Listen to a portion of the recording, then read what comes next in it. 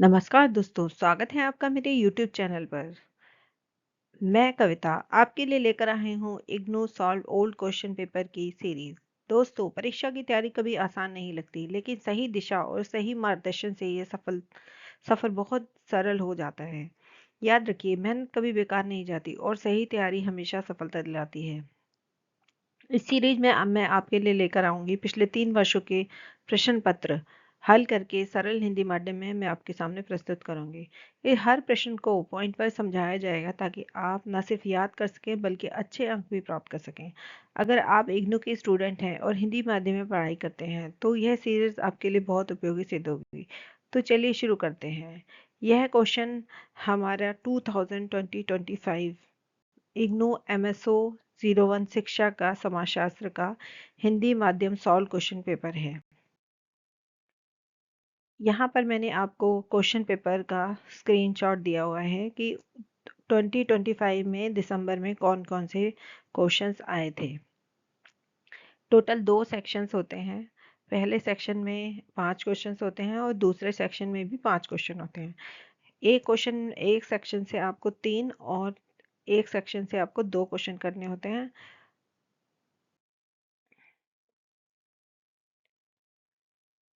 पहला प्रश्न, शिक्षा पर पार्सन्स के परिवेक्ष्य की व्याख्या कीजिए।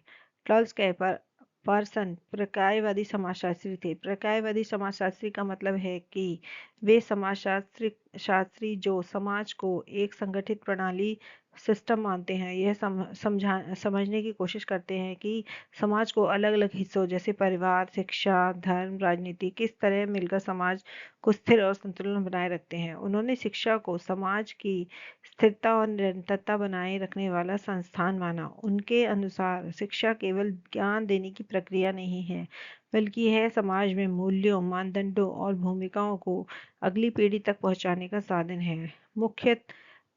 मुख्य तर्क इस प्रकार है। सामाजिककरण की प्रक्रिया। शिक्षा बच्चों को समाज के नियमों, अनुशासन और मूल्य सिखाती है। इससे वे जिम्मेदार नागरिक बनते हैं। पॉइंट नंबर टू, भूमिका आवंटन। शिक्षित व्यक्तियों की क्षमताओं और योग्यताओं के आधार पर उन्हें समाज में उपयुक्त भूमिकाएं प्रदान की जाती हैं। उदाहरणतः परीक्षा और मेरिट के आधार पर नौकरी या पद प्राप्त करना।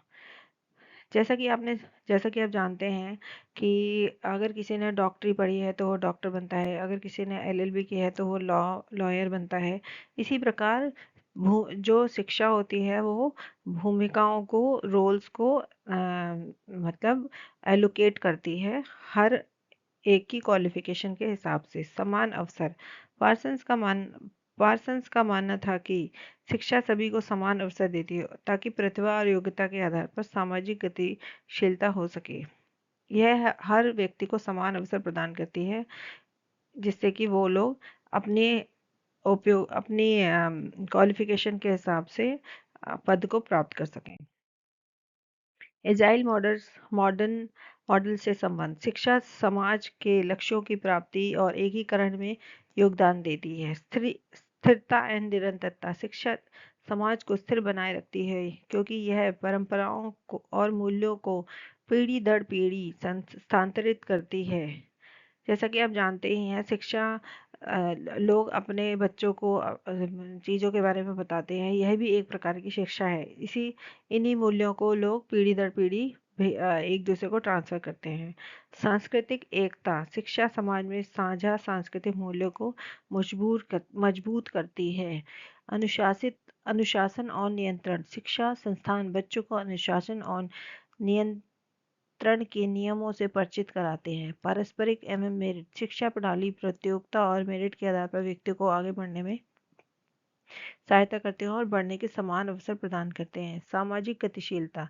शिक्षा वर्ग और स्थिति बदलने का साधन है जिससे व्यक्ति अपनी स्थिति सुधार सकता है। जैसे शिक्षा जब कोई व्यक्ति प्राप्त कर लेता है और वह अपने क्वालिफिकेशन के हिसाब से वो जब उसको नौकरी मिल जाती है तो वह उससे उसे जो अर्निंग होती है वह उससे अपनी स्थिति को सुधार सकता है। राष्ट्र निर्माण में योगदान। शिक्षा नागरिकों को जिम्मेदार बनाकर राष्ट्र की स्थिरता और विकास में योगदान देती है, क्योंकि जब कोई शिक्षित होता है तो वह उसी के अकॉर्डिंग काम करना शुरू करता है। इसलिए शिक्षा हमारे राष्ट्र निर्माण में योगदान प्रदान करती है। पार्सन निष्कर्ष। पार्सन के अनुसार शिक्षा समाज का एक महत्वपूर्ण प्रकार्य है, महत्वपूर्ण अंग है। यह सामाजिक व्यवस्था को बनाए रखती है और व्यक्तियों को उपयुक्त भूमिकाएं देती है और समाज में संतुलन स्थापित करती है। इस दृष्टिकोण से शिक्षा केवल व्यक्तिगत विकास नहीं करती बल्कि सामाजिक एकता और स्थिरता का आधार भी है। तो चलिए स्टूडेंट, चलते हैं हम दूसरे प्रश्न की ओर। इवान इलिच का डी स्कूलिंग सोसाइटी क्या है? परिचय। इवान इलिच एक आलोचनात्मक विचारक थे। उन्होंने जिन्होंने पारंपरिक शिक्षा प्रणाली को सामाजिक की सीमाओं को उजागर किया। अपनी पुस्तक डी स्कूलिंग सोसाइटी 1971 में उन्होंने कहा कि विद्यालय शिक्षा व्यक्ति की स्वतंत्रता और रचनात्मकता को दबाती है। उनका मानना था कि शिक्षा को विद्यालयों से मुक्त कर समाज में फैलाना चाहिए। वह ये नहीं चाहते थे कि हर व्यक्ति विद्यालय जाए, क्योंकि विद्यालयों में एक चार दीवारी के अंदर शिक्षा प्रदान की जाती है। वो उनका मानना था कि यह रचनात्मकता को इंसान की कम कर देती है और दबाती है। इसके मुख्य बिंदु इस प्रकार हैं। विद्यालय का प्रभुत्व।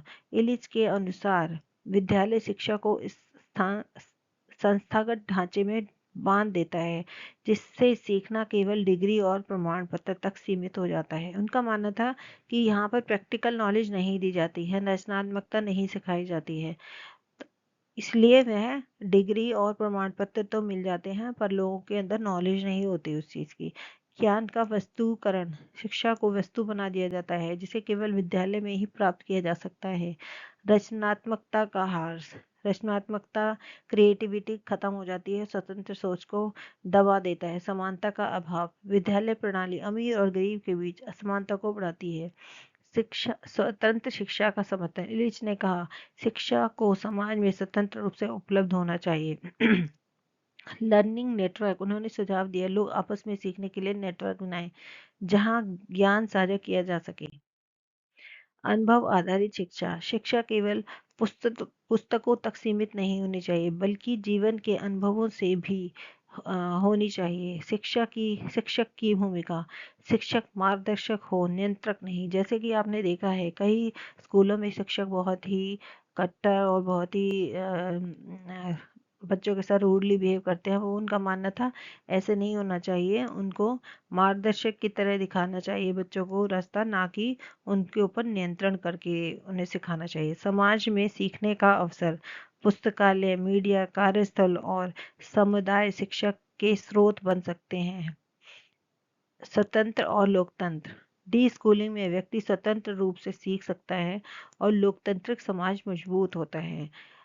इस इसका कंक्लूजन ये है कि इलिच का डी स्कूल सोसाइटी पारंपरिक विद्यालय की आलोचना करता है, क्योंकि पारंपरिक विद्यालय जो होते थे उनमें जाकर बच्चों को पढ़ना होता था, वहीं पर शिक्षक अवेलेबल होते थे और वहीं से उन्हें वो जो भी सिखाते थे वही उनको पता चलता था। पर यहाँ पर उनका था कि समाज को शिक्षा के बंधनों से मुक्त कर देना चाहिए, संस्थागत बंधनों से मुक्त कर देना चाहिए और समाज में फैलाना चाहिए। इससे व्यक्ति की स्वतंत्रता, रचनात्मकता और समानता को बढ़ावा मिलेगा। क्वेश्चन नंबर 3, समाज में श्रम विभाजन को उत्पन्न करने में शिक्षा की भूमिका। शिक्षा केवल ज्ञान अर्जन की प्रक्रिया नहीं है बल्कि यह समाज में कार्यों और भूमिकाओं के वितरण को भी प्रभावित करती है। आधुनिक समाज में श्रम विभाजन एक आवश्यक तत्व है। शिक्षा इस विभाजन को संरचित एवं वैध बनाती है। इस प्रश्न के मुख्य बिंदु इस प्रकार हैं। विशेषता का विकास। शिक्षा व्यक्तियों को विशेष क्षेत्रों में प्रशिक्षित करती है जिससे वे विशिष्ट कार्य कर सकते हैं। जैसा कि आपने देखा कि कोई व्यक्ति किसी चीज़ को, जैसे डॉक्टर्स लोगों का इलाज करने में एक्सपर्ट होते हैं, इलेक्ट्रिशियन लाइट ठीक करने में एक्सपर्ट होता है। इस प्रकार अलग अलग क्षेत्रों में जब उनका विकास होता है तो वो विशिष्ट कार्य को कर पाते हैं। भूमिका आवंटन, यह एक तरीके से भूमिकाओं का भी आवंटन करता है, क्योंकि जिस प्रकार की शिक्षा और क्वालिफिकेशन होती है उसी प्रकार का काम व्यक्ति ढूंढना शुरू करता है। सामाजिक गतिशीलता, शिक्षा वर्ग और स्थिति का अवसर देती है जिससे लोग नए पेशों में प्रवेश करते हैं। क्वेश्चन पॉइंट नंबर 4, आर्थिक संरचना में जुड़ाव। शिक्षा उपयोग और बाजार की आवश्यकता अनुसार समीक्षा तैयार करती है। जैसे जैसे समाज में आवश्यकताएं चेंज होती हैं उसी प्रकार से लोग अपनी शिक्षा एजुकेशन को चेंज करके उसी प्रकार के कार्यों को करना शुरू कर देते हैं। व्यवसायिक प्रशिक्षण, तकनीकी एंड व्यवसायिक शिक्षा श्रम विभाजन को और अधिक स्पष्ट करती है। सांस्कृतिक वैधता, शिक्षा श्रम विभाजन को सामाजिक रूप से स्वीकार्य और वैध बनाती है। प्रतिस्पर्धा एंड मेरिट, शिक्षा प्रणाली प्रतियोगिता और मेरिट के आधार पर व्यक्ति को आगे बढ़ने का अवसर देती है। पॉइंट नंबर 8, सामाजिक नियंत्रण, शिक्षा अनुशासन और नियमों के माध्यम से श्रम विभाजन को स्थिर बनाती है। ज्ञान आधारित समाज, आधुनिक समाज में शिक्षा ज्ञान कर्मियों को तैयार करती है जिससे नए प्रकार का श्रम विभाजन उत्पन्न होता है। राष्ट्रीय निर्माण में योगदान, शिक्षा विभिन्न क्षेत्रों में विशेषज्ञ तैयार करके राष्ट्र की प्रगति और विकास में योगदान देती है। तो दोस्तों, हम क्वेश्चन नंबर 4 पर आ चुके हैं। समाज में गरीब और हाशिए पर रहने वाले लोगों में क्षमता निर्माण में शिक्षा का महत्वपूर्ण योगदान है। चर्चा कीजिए। शिक्षा केवल ज्ञान अर्जन का साधन नहीं है, बल्कि यह सामाजिक न्याय, समानता और क्षमता निर्माण का सबसे प्रभावी माध्यम है। गरीब और हाशिए पर रहने वाले लोगों के लिए शिक्षा सशक्तिकरण का आधार है, क्योंकि उन्हें यह अवसर, आत्मविश्वास और सामाजिक भागीदारी का अधिकार देती है। मुख्य बिंदु: सशक्तिकरण, शिक्षा गरीबों को अपनी स्थिति सुधारने और अधिकारों के लिए संघर्ष करने की शक्ति देती है। आर्थिक अवसर, शिक्षा रोजगार और आय के नए अवसर खोलती है। सामाजिक समानता, शिक्षा जाति, वर्ग और लिंग आधारित भेदभाव को कम करती है। राजनीतिक भागीदारी, शिक्षित व्यक्ति लोकतांत्रिक प्रक्रियाओं से सक्रिय भाग लेता है। स्वास्थ्य और जागरूकता, शिक्षा स्वतंत्र पोषण और स्वच्छता के प्रति जागरूकता बढ़ाती है। महिला सशक्तिकरण, शिक्षा महिलाओं को आत्मनिर्भर बनाती है और लैंगिक असमानताओं को कम करती है।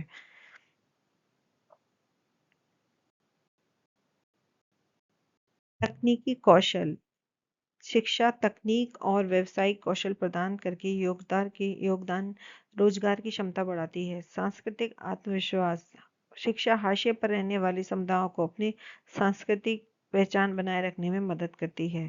सामाजिक गतिशीलता, शिक्षा वर्ग और स्थिति बदलने का अवसर देती है। शिक्षा निर्माण में योगदान, जब गरीब और हाशिए पर रहने वाले लोग शिक्षित होते हैं तो वो राष्ट्र की प्रगति में सक्रिय रूप से भागीदार बनते हैं। इसका इसका निष्कर्ष यह है कि शिक्षा गरीब और हाशिए पर रहने वाले वर्गों को के लिए क्षमता निर्माण का सबसे बड़ा साधन है। उन्हें यह आर्थिक, सामाजिक और राजनीतिक रूप से सशक्त बनाती है। इस प्रकार शिक्षा सामाजिक न्याय और सामाजिक समानता स्थापित करने का आधार है। भारतीय संदर्भ में शिक्षा एवं राष्ट्र निर्माण का संबंध बताइए। भारत जैसे विविधतापूर्ण देश में शिक्षा राष्ट्र निर्माण का सबसे महत्वपूर्ण साधन है। यह केवल ज्ञान अर्जित करने की प्रक्रिया नहीं है, बल्कि सामाजिक एकता, आर्थिक विकास और लोकतांत्रिक मूल्यों को मजबूत बनाने का माध्यम है। स्वतंत्रता के बाद से भारतीय नीति निर्माताओं ने शिक्षा को एक राष्ट्र निर्माण की आधारशिला माना। इसके मुख्य बिंदु इस प्रकार हैं। राष्ट्रीय एकता, विभिन्न शिक्षा विभिन्न भाषाओं, संस्कृतियों और धर्मों के बीच एकता स्थापित करती है। लोकतांत्रिक मूल्यों का प्रसार, शिक्षा नागरिकताओं को लोकतंत्र, समानता और न्याय के सिद्धांतों से परिचित कराती है। आर्थिक विकास, शिक्षा कुशल मानव संसाधन तैयार करती है जिससे उपयोग और तकनीक का विकास होता है। क्वेश्चन पॉइंट नंबर 4, सामाजिक सुधार, शिक्षा लिंग, जाति और वर्ग आधारित भेदभाव को खत्म करती है। वैज्ञानिक दृष्टिकोण, शिक्षा आत्मविश्वास को दूर कर वैज्ञानिक सोच को बढ़ावा देती है। राष्ट्रीय राजनीतिक जागरूकता। शिक्षित शिक्षित नागरिक अपने अधिकारों और कर्तव्यों को समझते हैं और सक्रिय भागीदारी करते हैं। महिला सशक्तिकरण। शिक्षा महिलाओं को आत्मनिर्भर बनाती है और लैंगिक समानता को बढ़ाती है। सांस्कृतिक संरक्षण। शिक्षा भारतीय संस्कृति और परंपराओं और विरासत को संरक्षित करती है। सामाजिक गतिशीलता। शिक्षा गरीब और हाशिए पर रहने वाले लोगों को ऊपर उठने के अवसर प्रदान करती है। वैश्विक प्रतिस्पर्धा। शिक्षा भारत को वैश्विक स्तर पर प्रतिस्पर्धी बनाती है और शिक्षा को की प्रतिष्ठा बढ़ती है। शिक्षित जब कोई व्यक्ति होता है तो उसकी प्रतिष्ठा बढ़ती है, लोग उसकी नॉलेज को देखते हैं। निष्कर्ष। भारतीय संदर्भ में शिक्षा राष्ट्र का मूल निर्माण आधार है। यह सामाजिक एकता और आर्थिक विकास और लोकतांत्रिक मूल्यों को मजबूत करती है। शिक्षा के माध्यम से ही भारत एक आधुनिक, प्रगतिशील और सशक्त राष्ट्र के रूप में आगे बढ़ सकता है। Question number 6। मुक्त एवं दूरस्थ शिक्षा व्यवस्था में गुणवत्ता का निर्धारण। Open and distance learning (ODL) आधुनिक शिक्षा प्रणाली का सबसे महत्वपूर्ण हिस्सा है। यह उन विद्यार्थियों को शिक्षा के अवसर उपलब्ध कराता है जो नियमित विद्यालय या विश्वविद्यालय नहीं जा सकते, लेकिन इसकी सफलता इस बात पर निर्भर करती है कि इसमें गुणवत्ता और सुनिश्चितता की जाती है। मुख्य बिंदु। पाठ्यक्रम की प्रासंगिकता। पाठ्यक्रम समाज और रोजगार की आवश्यकताओं के अनुसार तैयार किया जाना चाहिए। अध्ययन सामग्री की गुणवत्ता। स्वयं अध्ययन हेतु जो नोट्स होने चाहिए वो सरल, स्पष्ट और अच्छे होने चाहिए। प्रौद्योगिकी का उपयोग। E learning platform, video lecture, online संसाधन गुणवत्ता को बढ़ाते हैं। शिक्षक विद्यार्थी संवाद। ट्यूटोरियल, ऑनलाइन चर्चा, परामर्श से सीखने की प्रक्रिया प्रभावित होती है। मूल्यांकन प्रणाली। असाइनमेंट, प्रोजेक्ट और परीक्षा निष्पक्ष और पारदर्शी होनी चाहिए। सहायक सेवाएं। अध्ययन कक्ष, पुस्तकालय और हेल्पलाइन जैसी सुविधाएं विद्यार्थियों को सहयोग देती है। मान्यता और निगरानी। विश्वविद्यालय अनुदान आयोग और अन्य निकाय गुणवत्ता की निगरानी करते हैं। लचीलापन। विद्यार्थियों को समय और स्थान की स्वतंत्रता मिलती है जिससे शिक्षा सुलभ होती है। नवाचार और अनुसंधान। ओडीएल संस्थान लगातार नए तरीकों और तकनीकों को अपनाते हैं। अंतर्राष्ट्रीय मानक। गुणवत्ता सुनिश्चित करने के लिए वैश्विक मानकों और सर्वोत्तम प्रथाओं का पालन किया जाता है। निष्कर्ष। मुक्त एवं दूरस्थ शिक्षा में गुणवत्ता का निर्धारण पाठ्यक्रम, सामग्री, तकनीक, मूल्यांकन और सहायता सेवाओं पर निर्भर करता है। यदि इन सभी पहलुओं पर ध्यान दिया जाए तो ओडीएल प्रक्रिया समाज के सभी वर्गों को समान और प्रभावी शिक्षा प्रदान कर सकती है। Question number 7। बहुसंस्कृति शिक्षा से आप क्या समझते हैं? इसके उद्देश्य और रणनीतियों की चर्चा कीजिए। इंट्रोडक्शन। बहुसंस्कृति शिक्षा वह दृष्टिकोण है जिसमें विभिन्न संस्कृतियों, भाषाओं और धर्मों और सामाजिक पृष्ठभूमियों को शिक्षा का समान अवसर दिया जाता है और समान महत्व दिया जाता है। इसका उद्देश्य विविधताओं को स्वीकार करना और सभी विद्यालयों को समान अवसर प्रदान करना होता है। उद्देश्य समानता स्थापित करना, सांस्कृतिक सम्मान, भेदभाव कम करना, लोकतांत्रिक मूल्यों का प्रसार करना और वैश्विक नागरिकता बनाना। रणनीति। पाठ्यक्रम में विभिन्न संस्कृतियों और परंपराओं को शामिल करना। शिक्षण प्रणाली विधियां। संवाद, चर्चा और सहभागिता आधारित शिक्षण अपनाना। शिक्षक प्रशिक्षण। शिक्षकों को बहुसंस्कृति दृष्टिकोण से प्रशिक्षित करना। सांस्कृतिक गतिविधियां। विद्यालयों में विभिन्न सांस्कृतिक प्रोग्राम, कार्यक्रम आयोजित करना। समुदाय की भागीदारी। अभिभावक और समुदाय को शिक्षा प्रणाली में सम्मिलित करना। निष्कर्ष। बहुसंस्कृति शिक्षा विविधता को स्वीकार करने पर समाज में समानता और सहिष्णुता को बढ़ावा मिलता है। इससे इसके माध्यम से विद्यार्थी न केवल अपनी संस्कृति को समझते हैं बल्कि दूसरे की संस्कृति का भी सम्मान करते हैं। यह शिक्षा लोकतांत्रिक वैश्विक समाज के निर्माण में महत्वपूर्ण योगदान देती है। क्वेश्चन नंबर 8, भारत में उच्च शिक्षा में निजी भागीदारी। भारत में उच्च शिक्षा का विस्तार और गुणवत्ता सुनिश्चित करना एक बड़ी चुनौती है। सरकारी संस्थाओं की सीमित क्षमता और संसाधनों के कारण निजी क्षेत्र की भागीदारी बढ़ी है। प्रश्न यह है कि क्या यह भागीदारी अनिवार्य है? यस, यह भागीदारी अनिवार्य है क्योंकि इस इसलिए अनिवार्य है क्योंकि जनसंख्या का दबाव है, वित्तीय संसाधन कम है, संस्थानों की कमी है, विविधता और विकल्प चाहिए, गुणवत्ता सुधार चाहिए, रोजगार उन्मुख शिक्षा।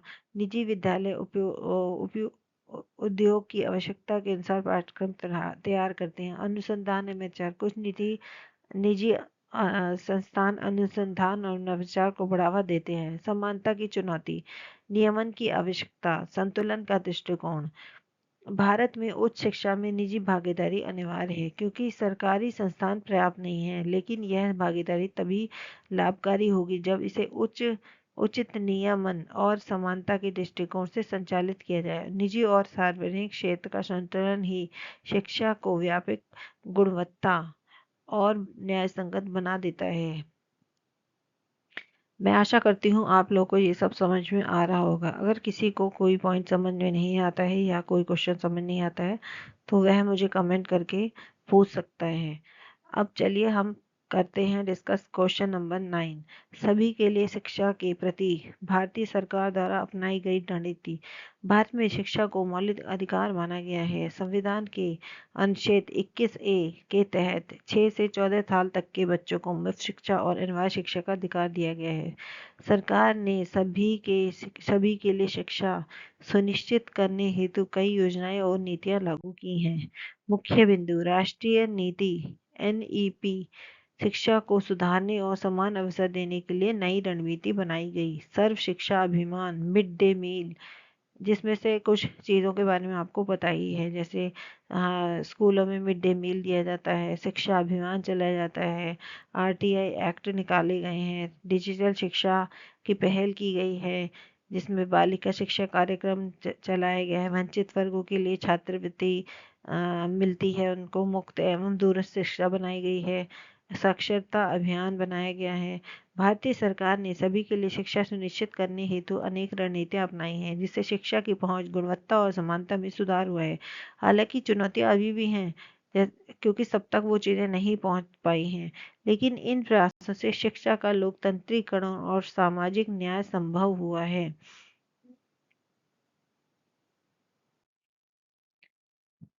अब हमारे पास 5 पॉइंट हैं जिनको हम 4 पॉइंट हैं जिनको हम डिस्कस करेंगे।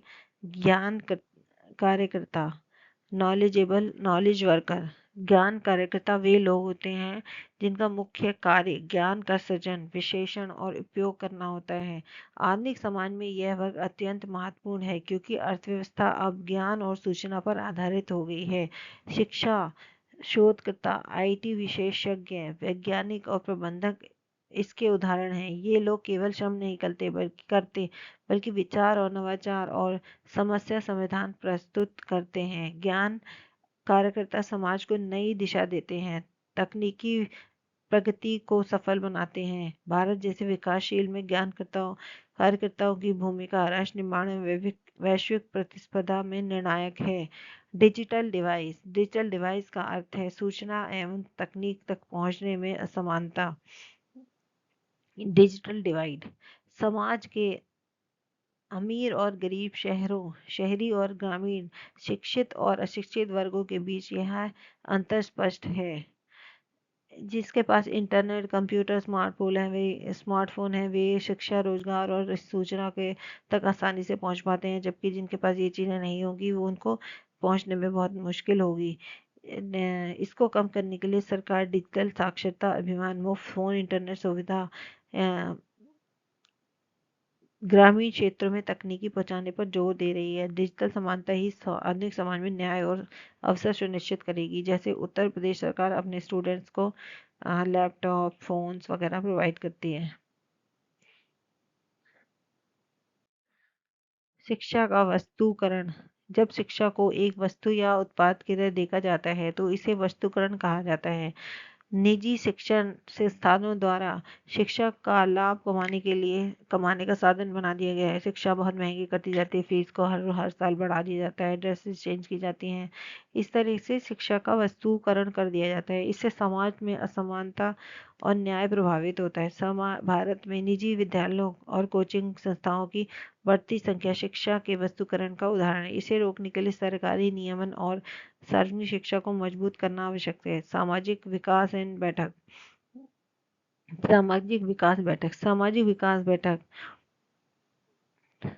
डेनमार्क में आयोजित हुई थी। इसमें गरीबी उन्मूलन और सामाजिक रोजगार सृजन और सामाजिक एकता को वैश्विक प्राथमिकता दी गई थी। इस बैठक में शिक्षा को सामाजिक विकास का प्रमुख साधन माना गया था। देश ने यह स्वीकार किया था कि बिना शिक्षा और समानता के अवसर सामाजिक न्याय संभव नहीं है। बैठक में मानवाधिकारों और लैंगिक समानता और सतत विकास पर भी जोर दिया गया। भारत सहित कई देशों ने इस बैठक में प्रेरणा लेकर समाज शिक्षा सामाजिक कल्याण की नीतियों को मजबूत किया।